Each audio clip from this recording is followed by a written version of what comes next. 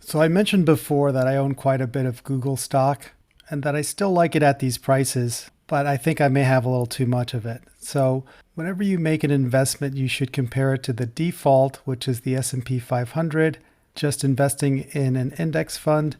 And traditionally, the average for the S&P 500 is 15 or 16 times earnings.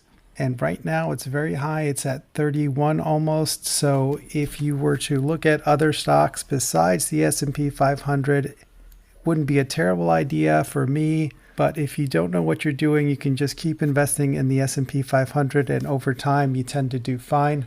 In a previous video, I mentioned that I don't mind owning Google individually because if the entire index is trading at almost 31 times earnings and I can get Google at 27 times earnings, and Google has one of the best AI plays out there. It has one of the best cloud plays out there with Google Cloud that's growing 20 something percent a year.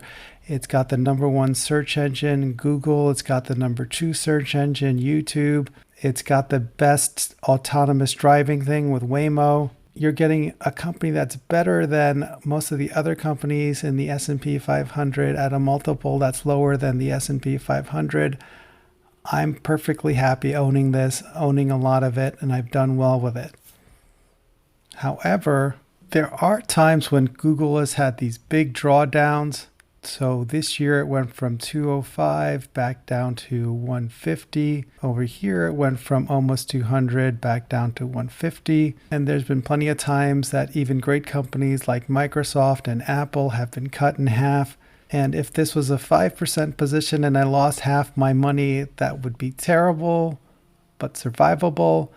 But if this is a 30 or 40 or 50% position and I lost half my money, that would be not great because I don't have a regular salary anymore. I'm early retired and I live off my investments and a small pension. So at these current prices, I have almost $500,000 in Google stock.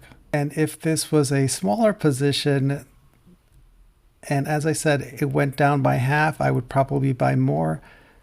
But if I have to live off these investments, and that $500,000 turned into 250 or 200, that could really impair my ability to function psychologically as well as financially. So right now it's about 497, but whenever it's crossed the 500 mark, I've trimmed some shares. And then if it comes down again, I've bought a little more. But I just have this psychological barrier against 500. I don't want to go over that in any one stock for some reason. And I do have some other big positions. Berkshire's 364, Fairfax Financial is 317. And as you can see, just they've grown that way over time. So it's not that I just went big all in.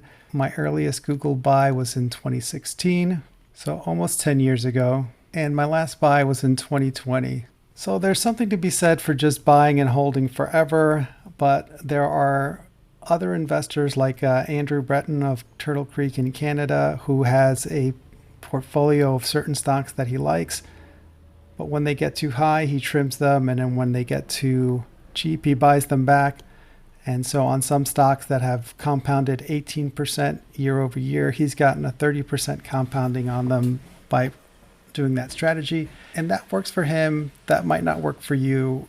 You have to follow the strategy that works for you financially as well as psychologically. So there's another famous investor who passed away and was one of the people that Warren Buffett said could manage his portfolio if Buffett passed on. His name was Peter Cundall. And what he would do if a stock doubled in price, he would sell half of it and then keep the other half because it was house money and he felt like he could sleep well at night knowing that he still had his original nut. And mathematically, that doesn't make sense if you sold half of a great company like Amazon or Berkshire Hathaway or anything else. But, it's not all about math. Peter Lynch said that if you can add 8 plus 8 and get a number that's somewhere close to 16, you can do enough math to be a great investor. But what it takes is a good stomach. And so you have to follow a strategy that you can stomach and you can sleep well at night. And for me, I've done well with concentrated bets, but I also don't let them get too big. And if you can sit with one stock and let it be 70 or 80% of your portfolio, if you had the next Amazon, that's great. But if you had bought Netflix, you don't want something to run up all the way and then come all the way down. You get the round trip and have nothing to show for it. So you have to follow the strategy that you can follow, not that somebody else follows. So that's my thoughts on Google and on concentration. Have a great day, everyone. If you want to support the channel, there's a Robinhood link, and I do trade with Merrill Lynch and Robinhood and Schwab. And Robinhood has the lowest margin, so especially if you're going to use margin, I would use that, and you can sign up with the link in my bio. If you want to support the channel, there's a Buy Me a Coffee link. And if you have any questions about Google or anything else, just leave them in the comments. And on any stock that you own, you should do your work. Don't just copy somebody else's thesis or strategy. Even Warren Buffett is wrong, and I'm nowhere near as good as Warren Buffett. So any stock that I buy, you should look into it yourself and understand before you decide to do something with it. There's plenty of stocks that smart people buy that deal with banks or drug companies or things like that I just pass by completely. Software companies, and other people can do great with them, and I'm happy for them, but they're not for me. It would take too much for me to get familiar with them. So I pick companies that are easy for me to understand, like a company that makes shoes, Crocs, companies that make cigarettes like Philip Morris, companies that are involved in the oil and gas industry because I was formerly an energy attorney, and companies that own a lot of Florida real estate like St. Joe. So I own a lot of St. Joe, and it's not up a lot since I bought it. I started buying it before 2020. These are the shares that I had, but the earlier shares, I think I started buying in like 2019 or 2018, and I sold some shares. And on some of the recent purchases, I'm down, and that's fine. I think eventually this will do as well as some of my other big gainers. It's just taking some time. And with my big positions like Alphabet and Berkshire and Fairfax and St. Joe and Meta and Coupang, they don't have any debt, or they don't have any net debt. So I feel more comfortable taking a big position on something with no debt, and on smaller positions on things that are loaded up with debt like enterprise products. I try to make sure that the debt is long-term and that they won't have any surprises or be reliant on the kindness of strangers to refinance.